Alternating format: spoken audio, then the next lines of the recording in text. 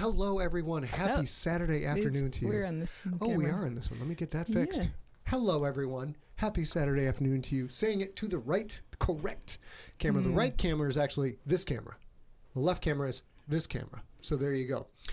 We are going to review the movie Vast of Night. Review might be, I guess we do reviews, right? Isn't that what we do? So we do the StorySmack, and the StorySmack, as you guys all know, a podcast about stories and storytellers in the world of pop culture. And it started, I don't know, a year and a half ago, something like that, where we come from two different, he comes from sort of what we've started recently calling, like, he's the wizard behind the curtain and I'm the people of Oz. So we see things differently sometimes when we watch movies. So we thought we might share that with you guys.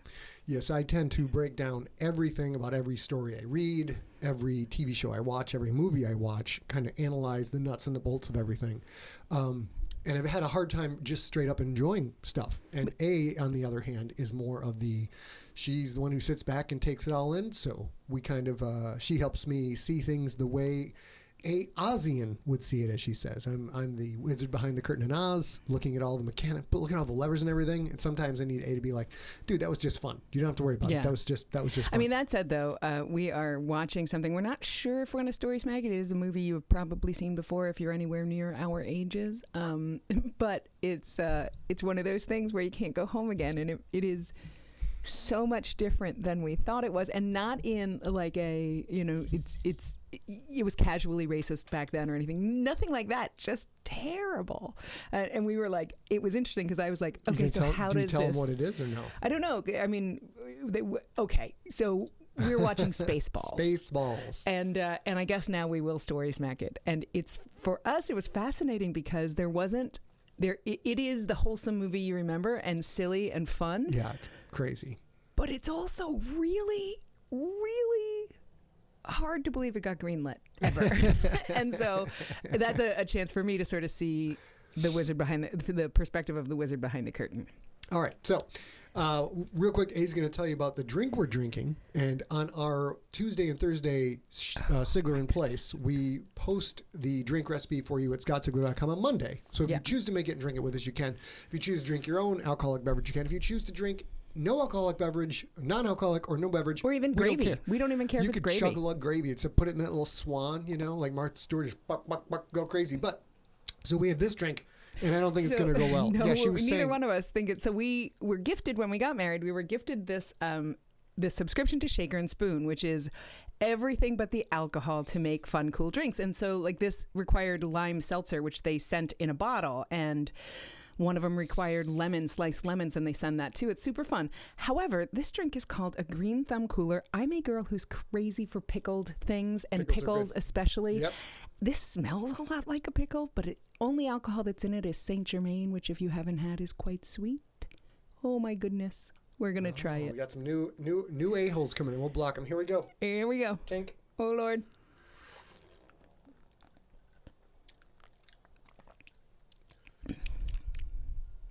Okay. That's not nearly as bad as I thought. It's not nearly good. I think that's a face I've never made my whole life before. It's like a grainy, pickly type thing going on. That totally tastes like you're drinking seltzer that's pickle brine flavored. But my wife does have my back because she brought me this as well. So just in case I can't handle the pickle brine, I'm going straight for the good old-fashioned Midwestern Bud Light. So because the Shaker and Spoon comes with instructions and everything, and it's a subscription box. We might be drinking these on Saturday at Sigler in Place, and if we love it, we'll talk about what's in it. But because you would need these strange things like a salted green garden shrub, which is a little vial of a liquid that you mix in with it. That's what a shrub is. And then celery bitters and stuff like that. We're not going to publish in advance because you would have to have this to do it. It does taste like there's shrubbery in that. Oh. Definitely tastes like pickle-flavored seltzer. That is definitely the drinks who say, no. All right, ladies and gentlemen, we are going back to our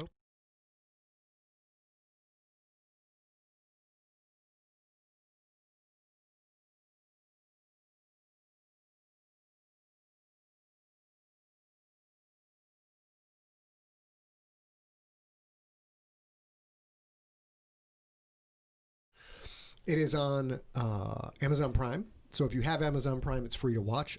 We don't know any other way to watch it. So this episode may not be for everyone, but we're going to get into it. Do you want to give your movie dude voice? Movie dude voice. Now sound is gone, according to Tracy. Tracy says sound is gone. Where are you getting that one? Right underneath Shelba. Oh, was gone. Oh, that's right. Sorry, guys. It's just the opening. I'll fix that later. Just the opening banner does not have sound, apparently, but we'll get that adjusted. So this movie, two high school kids, Everett and Faye, leave the game and walk across the deserted town to their nighttime jobs. He hosts a nightly radio show. She mans the town switchboard. Once ensconced at their jobs, they realize that something strange is going on. That's so terrible. Did that one come from Wikipedia or that? Yeah, I think no, I'm not. No, maybe it didn't. I don't really know. Maybe IMDb. Let me bring you down a little bit. Yeah, I got a little too close. There you go. A little too close to the sun. Flew too close to the sun. So what we're gonna do, guys, is we're going to watch the trailer. Beware, we are still learning how this deck works. The mixing deck for OBS, the software we use, the Gizmo. So it is possible that this may be very loud. Be prepared. Here we go. Here is the trailer for Vast of Night. Number, please. Hello? Is this me? My God is holding over my head, please.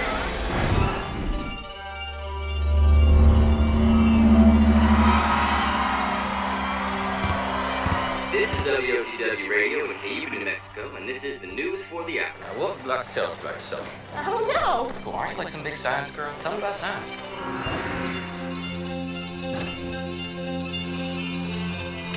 Everett, it's Faye. The sound came through the board and interrupted your radio show. What sound?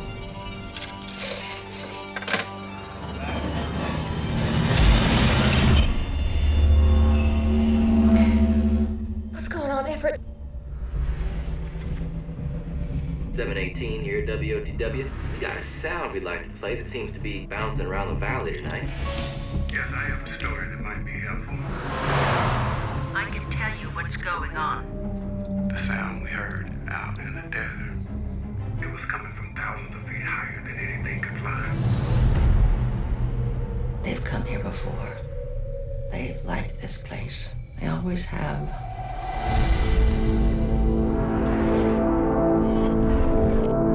It is 7:45 p.m. and we may have something that'll need some What? We followed it from Cold Canyon. Faye! Who's that? It's Everett. Stop smiling. Well, what's he doing here? He's helping me. Stop smiling. Get in! It's outside of town! Come on! Faye, come on!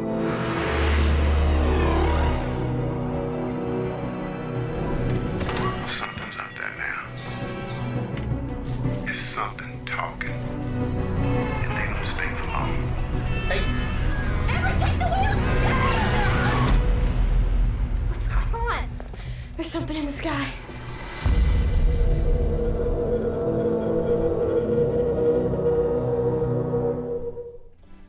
So that is a very, you get the gist of it right out of the gate. The trailer shows it as very old-timey. Excuse me. It's got a very old-timey feel, but it's so cool. I mean, if we don't give thumbs up, I guess, we need a review system for this, actually. It gets 5 out of 5 Krakens for me. 5 out of 5 Krakens. Yeah, no, that's not a bad one. I think it's interesting because even from a lot of the things that are that were really charming to me about this movie, you already have seen. I love the Carl Earl on Facebook said it sort of feels like Pleasantville but a horror movie, or Pleasantville meets Alien the horror movie, and that's not wrong. This sort of idyllic, probably never really existed, but dewy, gauzy kind of look back at the 1950s and the burgeoning fascination with UFOs is totally present there. And I think that carries through the whole movie. And that was, there was a lot of UFO movies back in the 50s and the 60s. And, of course, the classic War of the Worlds.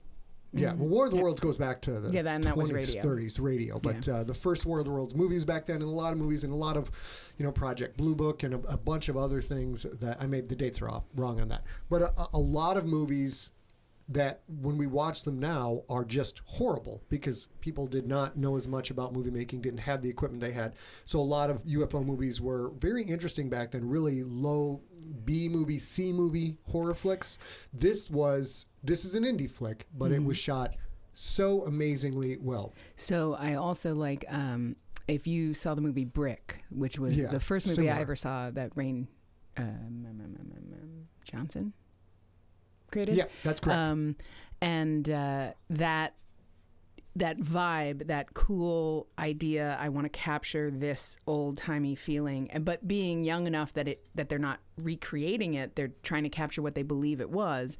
I think that bleeds into this really quite a lot, that same vibe. So let's go over some of the info. This, according to Wikipedia, director Andrew Patterson is the director. He says the film came out of one of the ideas he had of the he carried this idea for 10 years, which simply said 1950s black and white New Mexico UFO landing. That was the gist of it. Yeah, and that is a thing that happens to you all the time. We have conversations all the time. You guys know there's a ton of stories kind of bopping around in Scott's head, and every once in a while, like for example, he has this idea germinating about take your kids to work day. Yeah.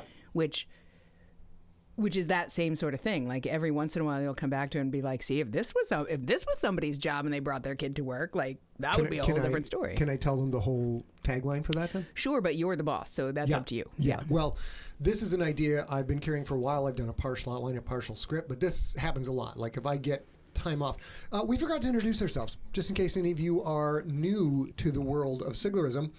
My name. Hold on. Let me have. Go ahead. My name is, at the moment, it is A.B. Kovacs. It is soon to be A.B. Sigler as soon as I get my paperwork. I'm the director of Doom at MTZ Entertainment. I am the creative adjacent. I do the non-writing, non-marketing, non-Scott things. And StorySmack is a podcast about stories and storytellers in the world of pop culture. I am #1 New York Times bestselling author Scott Sigler, and once I was abducted by a UFO, and we will not discuss if or where I was probed. No. We will not talk about that at all. Sir, I think that was probably a golf cart in college. You lived in a frat house. It was probably a golf cart I did not get probed by a golf cart. I don't know. Sounds incredibly uncomfortable. They seem like they have left something in your ankle. We did steal golf carts a couple of times. And there's this little, maybe that's a chip of some sort in your ankle. One of my permanent athletic injuries is getting out of a golf cart and spraining my ankle so bad. It's never quite healed. 4 years of football, 4 years of wrestling, no major significant injuries other than chipped teeth and things like that. Were you even golfing? Yes, I was golfing. Oh, at least you were golfing. I used to be a reporter, a sports reporter. So I would go golf in our small community, go to different golf courses and write reviews on golf courses. And that was how I got to golf for free. And then when I stopped being a sports reporter and found out how much it cost to actually golf, I gave up the game. It's very expensive. The movie I have in my head, this thing I've carried for 10 years, is Die Hard on Take Your Daughter to Work Day in a genetic engineering lab. That's the whole thing. So like Die Hard meets Daddy Daughter Day meets the Umbrella Company or something like that. Yeah, it's pretty messed up. But this happens to a lot of creatives. You get that kernel of an idea and you are either too busy at the time to do something with it, you don't have the resources to do something with it, or it's just not quite there yet or hasn't captivated your attention. It's fighting against something else. And what happens with me is an idea like this UFO movie that Mr. Patterson had is it will stay there and you gradually creates other bits of story for me. And so I've got this. I had the Take Your Daughter to Work Day in a Die Hard type environment. That'd be kind of crazy. And then gradually what's the marriage like between that couple? And then, what if there was some kind of mutant monster type thing, old school B horror movie? You gradually accumulate things and eventually now I've got enough to jump in and get started. And that's probably what happened with him. Yeah, exactly. And he also that same germination of an idea is also something that I have a lot of respect for Robert Rodriguez. If you are not yet familiar with Robert Rodriguez, we will at some time for sure cover him because he's one of my very favorite directors. And when he did his super, super duper indie film, El Mariachi, he was the director. He was also the screenwriter, and he made money for making that movie by being an inpatient phase 1 clinical trials subject. So Yeah. he left home. He went and lived there. And the lead who played El Mariachi, he met in this month-long lockdown, and he shared script ideas and whatever. And then by the time they both got out of that, he had made like $4,000 20-something years ago, and that was enough to get El Mariachi made. I bought my first bass amp by volunteering for medical experiments, so I can relate to that. I did But not it's have a lot of interesting. money. I don't think this is quite exactly the same, but it's spiritually the same. Mr. Patterson, Andrew Patterson, he self-financed this film, which was about $1 million to make the production. And he self-financed it by doing commercials and shorts for the Oklahoma City Thunder, among other people. He lived obviously in Oklahoma City. And so he was honing his skills as a filmmaker and making money to make his feature film debut. And he debuted this at Slam Dance. And that crushed Slam Dance. He won Slam Dance in 2019 with this. And that requires that your production budget be less than $1 million, $1 million or less. And they're quite... They're quite conscientious about that. So strangely enough, it's hard for me to believe, but I think he really did make this gorgeous, lush movie for less than $1 million. It's amazing. It seems that way. It's looking like, as far as we can tell, it has a budget of about $700,000. Is that what you discovered? That was the budget. Yeah, they went into it. They spent about $1 million overall, but they started production with $700,000 to get the town, the actors, and the working switchboard. And we have a great clip from this movie to show you in just a couple minutes, a clip that exemplifies the very innovative, groundbreaking directing style of this gentleman, and something that doesn't happen very often in Hollywood. Not just the director has commentary, but all the cameramen, the cinematographer. It's wonderful to watch somebody spread the wealth and show how things got done, because everybody wants a little bit of attention. Kudos for their work. Sure, you know? Of course. Let's see. They were also budget conscious, and they're looking for the right location. Now, you may think, if you've watched this, you may think, well, they built that set somewhere. That can't be a real town. It's a real town. It's Whitney, a small town in Hill Country, Texas. They shot the whole thing in 17 days back in September of 2016. So this is, I've tried several times to put together a script that A&I could fund and shoot, or we could get moderate budget to fund and shoot, what we call the one location shoot. So I've, like Blair Witch or Saw, which was largely a one location shoot. They did it in one building. If you can keep it to one location, and that saves you all the costs of transporting your equipment and setting things up over and tearing them down over and over again. So the quicker you do it, the cheaper it costs, and the fewer locations you have, the cheaper it's going to be. And they managed to do all of this in one town. So as A said, it does really have that small town gauzy feel to it. Yeah, I mean, and I think that you see this a lot. It's not as this is very, very reminiscent of the Twilight Zone. It's not in black and white, but this idea that we're dropping into a tiny town that's this old backwater idyllic. There's still a main street. There's still, a working gas station that is also a service station where they wear white, things like that. All those things, I think, is very much not present, actually, in this movie, but very much evoked. And part of that is this little town that they found to film in. What was it called? Whitney? Yep. Whitney, in Hill Country in Texas, did have a storefront and did have a high school gymnasium that mostly fit. I did read something where they had to pull up the actual basketball court because it was with modern rules. And they did the math of if they just physically pulled it out, put in the old one, and then put back in the new one, versus the CGI to make it look correct. They just pulled it out. It cost about $20,000 to pull out the old basketball flooring. Okay. Fix it to be year appropriate, and then fix it back when they were done. That's amazing. Yeah, isn't that cool? Amazing. We're going to go over the cast a little bit right now. Let's go to, let's start getting used to this system. Oops. He was definitely not in it, I don't think. Okay, hold on, But he's guys. a good-looking gentleman. And this has screwed up on us again. So we're going to go back to main real quick. Yeah. You want me to just talk about it?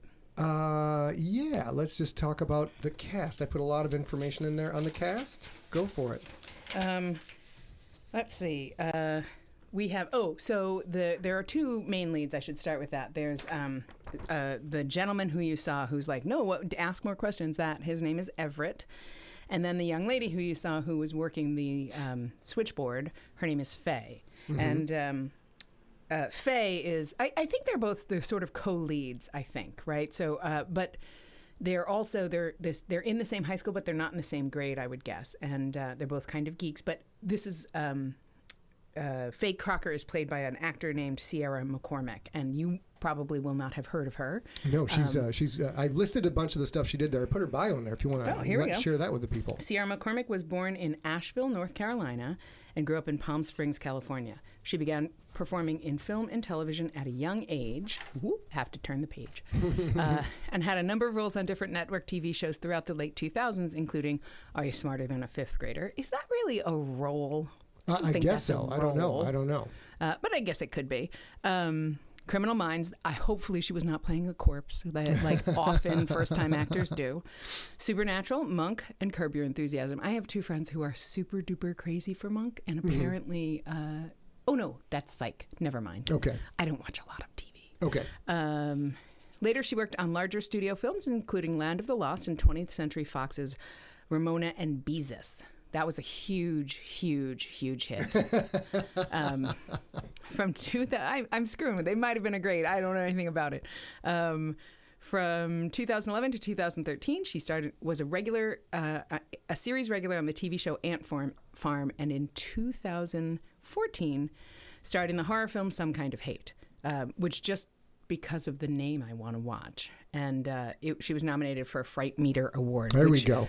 That's her? That's her. Yay. Now, this is her. She's 23, I think I wrote down. And she was very convincing as a high schooler. In Vast of Night. Yes, she really was. I'm amazed that she's 23. Now, here is another clip, a picture of her in another movie where she looks, oh, gosh darn it.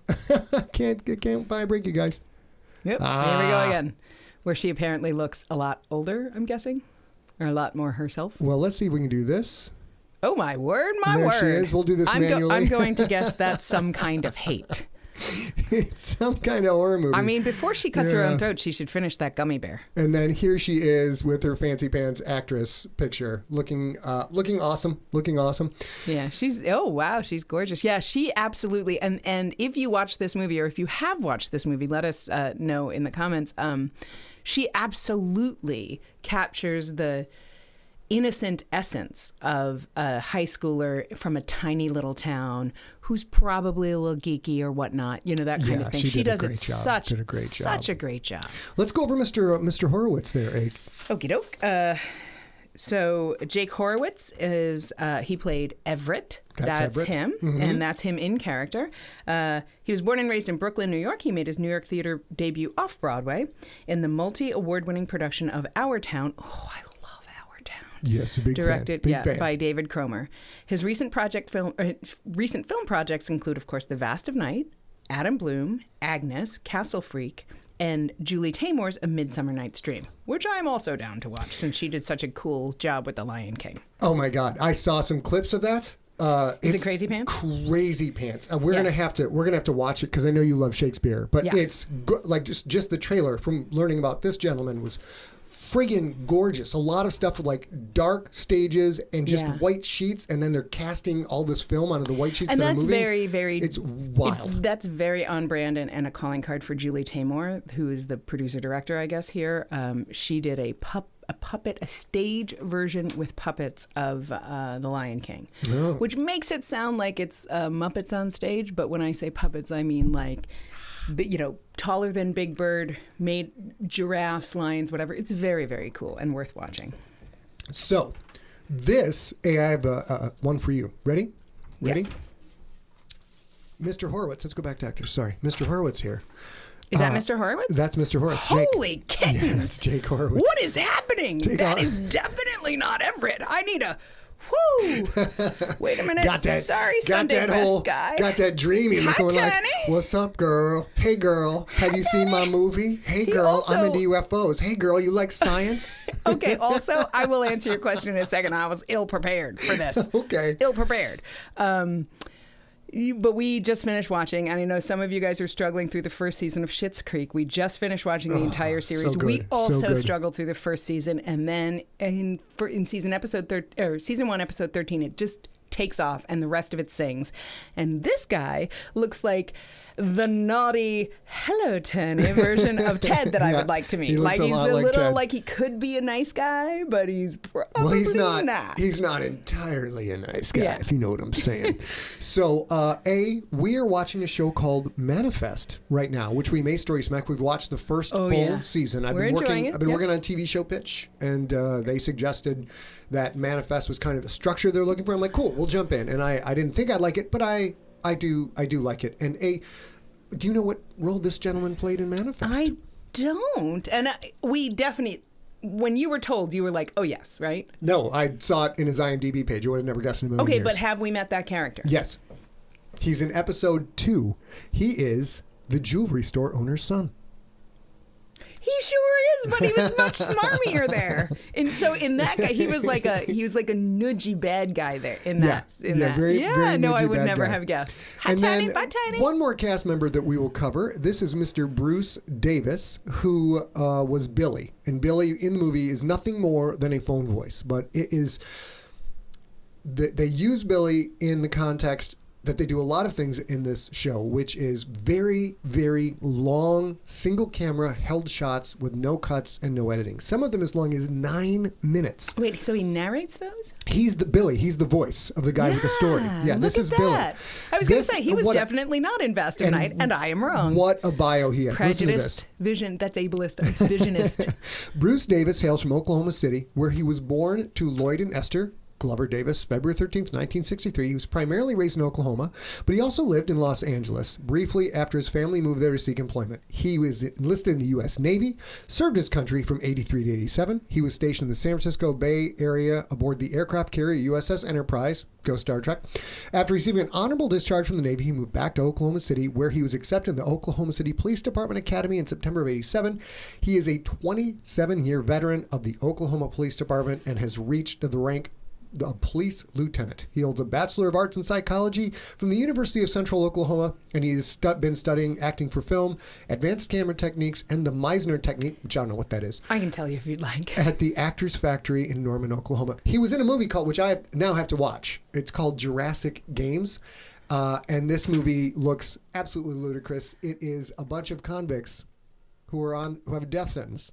But if they're the last survivor in a VR game where they are placed onto an island full of VR dinosaurs, they get to live. But if I they like die, it. if It's they sort of die on a- the island, they die in real life too. Isn't it sort of like a Hunger Games? Isn't not Hunger That's- Games? What's the other one? The Cube one, the one with the maze? It's Maze Runner? yeah, Maze Runner. It's more like Hunger Games, I think, and it's literally called Jurassic Games. So they're Neat. like Jurassic Park, Hunger Games, a bunch of old people, not old I people, will but not also quite as say, young. Let's kill them. Let's kill them. Andrew Patterson, our director, is an Oklahoma City born and bred guy. So it is entirely possible that they knew each other from either the circuit or whatnot. And if anybody is interested, the Meisner technique is what we know as the method. Eventually, we call the method acting method. And it's, Oh, that's all. Okay. yeah. And Meisner was one of the best. not- yeah. It's not bad now. Oh, I'm it sorry. got a little watered down. A little watered down. It's All not right, we'll too try bad it at all. again. It's also the rim has some kind of spiciness. It's on all it. about That's the a rim. lot. Yep. Okay. Ooh, yeah, and Jim says his voice made him sound a lot older. I agree with you. Oh, it's great. A lot older, totally. There's a couple of the two leads did an amazing job, and then I think Billy, the voiceover, this movie places a huge emphasis on sound design, and as a guy who's into sound and sound design and music and podcasting and all the gear, you could that's being behind the curtain again, the wizard behind the curtain. You could see a lot of cool things they were doing with sound. And then we're going to talk a little bit about the cinematography, and we're going to get to that clip. They did some weird stuff in this movie. Like there are scenes where it gradually fades out, and you just hear voices or sound over an all black screen. There are spots where it shifts to black and white, to grainy black and white. There's two instances where it shifts to a small TV on top, like an old school 40s TV. And especially when they're at the switchboard, the narrative of the movie moves forward with the conversation and the interaction and the scene itself, what you see does not change at all. And overwhelmingly speaking, I understand that movies are a visual medium, but they're technically a mixed medium, obviously very visually forward, but most movies, it's the other way around, right? Like the scene doesn't move on unless the actors or the set moves on. And in this case, Faye is just at the keyboard and lots is happening in the big wide world, not just interacting with her, which is of course definitely how movies move forward, but also like in and around in her house where she has a baby sister or cousin or something who's there, and then outside when Everett is coming to get her. And it's a pretty interesting thing. We have a couple of visually impaired friends. You guys know Joshua the Jedi. He is completely blind, and he... it's interesting to me that this was one of the first times that I thought about, like, he is getting exactly the same interaction with this movie that I am in this particular scene, because it's the sound and the language and all that's really moving it forward. It was very cool, yeah. Really cool. All right. Now we're going to go to this other super cool clip. Again, I'm going to do my best to monitor the volume. I'm relatively new to this type of stuff after I just bragged about being a sound. I'm into sound design, you guys. But here we go. Now this was, go back to the main for a second. This was the first clip in this film that absolutely blew us away and had us wondering, how did they do that? Was this CGI? Was this miniatures? Was this real? It can't all be real. Going over, because it's this incredibly long shot where they take one camera, move it across the whole town. So I looked this up, and this is from Amazon Studios, did this as a promo. So now we're going to take a look at it. Go to clips, and here we go. It's very dark. I'm sorry about that. I'm Miguel Tillman, cinematographer of The Past of Night.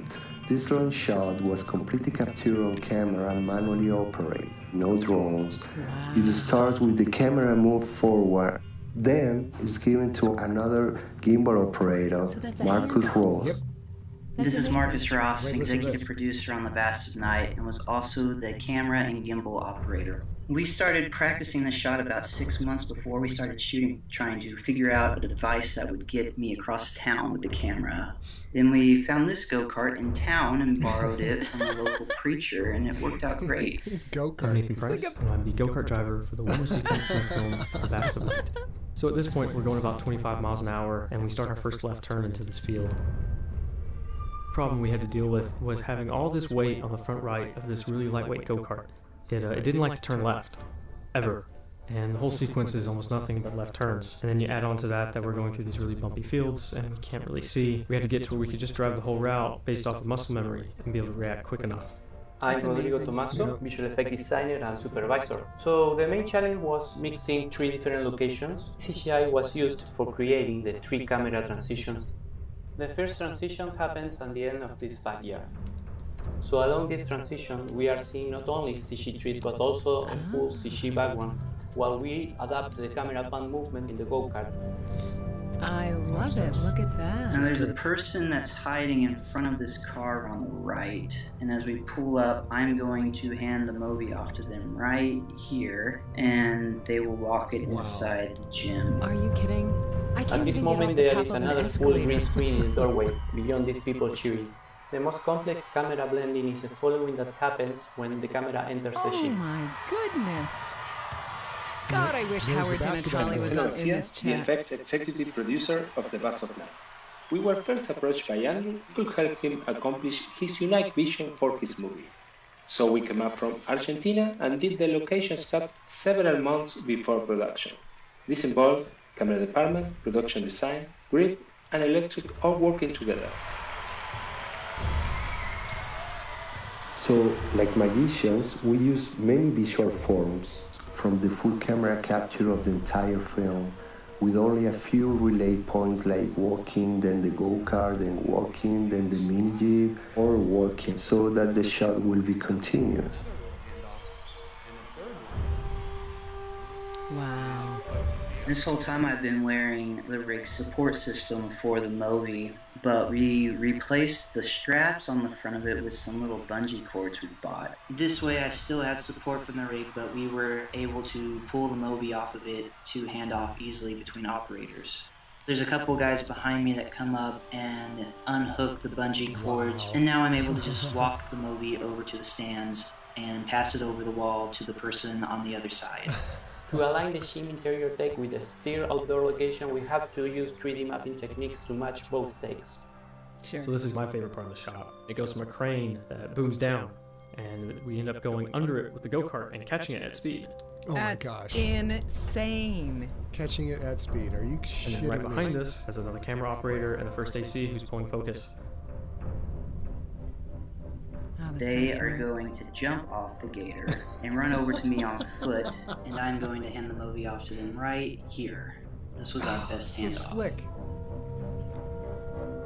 For me, by far, the most important thing about this shot and in general is the audience not thinking about the technique used in Not too its late, buddy. creation. That's all we thought about. Rather feeling touched by That's the poetry amazing. of the Oh genre. yeah, okay. We try to invite the audience in so that this shot can be felt as the narrative soul of the film. I like that narrative solo of the film. That's brilliant. What a way to use that. Now, if you think about that, we have been talking about this does not feel like a $700,000 No. production or a $1 million finished product. And No. that is for sure what it is. And this is part of the reason why. Because Andrew and the DP, those people spent 7 months that they didn't get paid for while they were getting paid to do other things. Andrew especially making money to make this movie, practicing that obsessively so that they could do it by muscle memory. So that stuff, that sweat equity, and at Empty Set, we know all about sweat equity. A goodly amount of you know about us and sweat equity, right? Yeah, like we work you our asses know off. that We work hard. and you guys join us for Hell Week. Like we have pride of ownership and all of that stuff, and that is one of the things that made that budget go so far, without question. That is it for episode number 53 of StorySmack. Where can they go? Take it from here, because I read your part of the script like a You dumbass. did. It is episode 53 of StorySmack. You can find Scott and I online. Scott is at Scott Sigler on Twitter and Instagram, and his Facebook page is facebook.com/Scott Sigler. I am at @ARealGirl on Twitter and at a.real.girl on Instagram. You can find us both online at facebook.com/StorySmack and at youtube.com/Scott Sigler. And? Easy for me to say. And At Twitch. See, I screwed up too. Twitch.tv/Scott Sigler. We would love to see your comments in any of those places. In addition to StorySmack, we do a twice weekly live stream called Sigler in Place. Wherever you're watching this right now, you can watch Tuesdays and Thursdays, 9 p.m. Eastern, 6 p.m. Pacific. We do it all the time. We do it for free. yeah, we do it every day that ends with a T until this pandemic thing is all done. And then we are much more interactive on that cast with you guys in the chat room. So come on and join us. We make drinks. We answer your questions, all that sort of stuff. And last, if you don't know, Scott releases an unabridged episode of a serialized novel every week. You can get episodes for free every Sunday via iTunes, Spotify, iHeartRadio, and more. You can find out everything you need to know by going to scottsigler.com/subscribe for all the links you need. We do hope that you do subscribe to hear Scott's books and more StorySmack goodness like this and all the Sigler in Place fun to get you through this pandemic safely. And until the next episode, sir. We will talk to you all real soon. real soon.